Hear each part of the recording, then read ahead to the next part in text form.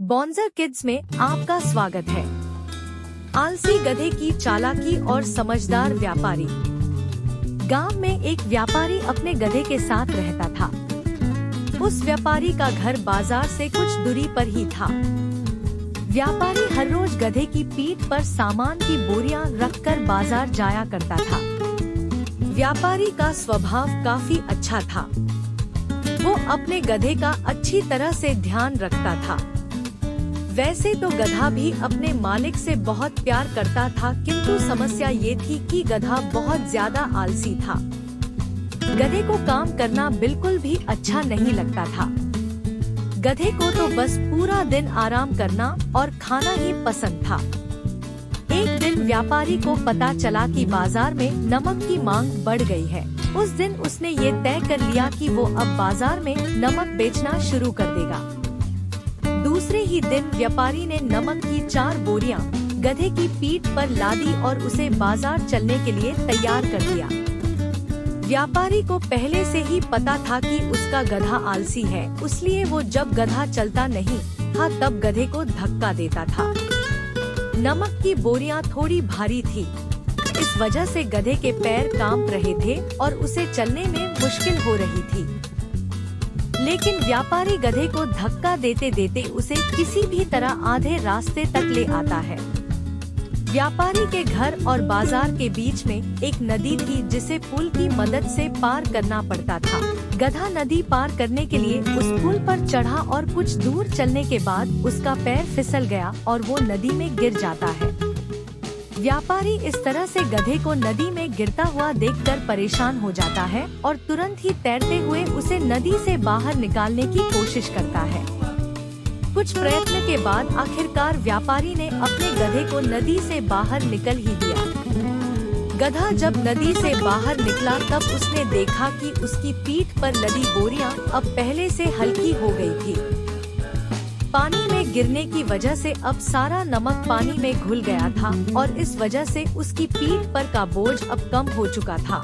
दूसरी तरफ सारा नमक पानी में घुलने की वजह से व्यापारी को अच्छा नुकसान हुआ और अब उसे आधे रास्ते से ही घर वापस जाना पड़ा। वो बड़ा दुखी था और गधा पीठ पर बोझ कम होने की वजह से खुश था और उसे तो बाजार तक न जाने की तरकीब मिल गई थी। दूसरे दिन भी बाजार जाते समय जब पुल आया तब गधा जानबूझकर नदी में गिर गया और कल की तरह आज भी उसकी पीठ पर टंगी बोरियों में रखा सारा नमक पानी में घुल गया। आज भी व्यापारी को आधे रास्ते से ही घर वापस लौटना पड़ा। अब तो गधे ने हर दिन ऐसा जानबूझकर नदी में गिरना शुरू कर दिया था ताकि उसे भारी बोरियों का वजन उठाना न पड़े। किंतु व्यापारी को धीरे धीरे गधे की ये तरकीब का पता चल जाता है। एक दिन व्यापारी ने सोचा कि क्यों न गधे की पीठ पर ऐसा सामान रख दिया जाए जिसका वजन पानी में गिरने से बढ़ जाए। इसी सोच के साथ व्यापारी ने इस बार गधे की पीठ पर रुई से भरी बोरियां बांध दी और उसे लेकर बाजार की ओर चल पड़ा। इस बार भी गधा हर रोज की तरह नदी में गिर जाता है, पर इस बार उसकी पीठ पर का वजन कम नहीं हुआ बल्कि और भी बढ़ गया।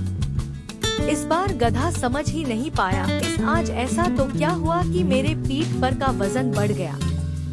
व्यापारी ने अगले 3-4 दिनों तक ऐसा ही किया। उसने गधे के पीठ पर नमक की जगह पर रुई से भरी बोरी ही बांध दी और जैसे ही गधा नदी में गिरता कि उसकी पीठ पर वजन बढ़ जाता। ऐसा लगातार कुछ दिनों तक होने के कारण आखिरकार गधे ने हार मान ही ली। गधे को अब अच्छा सबक मिल चुका था और वो चुपचाप पुल पार करने लगा। व्यापारी भी अब रुई की जगह नमक से भरी बोरियां बांधने लगा और गधा भी अब काम करने में आलस नहीं दिखता था। इस तरह से उस व्यापारी के सारे नुकसान की भरपाई भी धीरे धीरे होने लगी।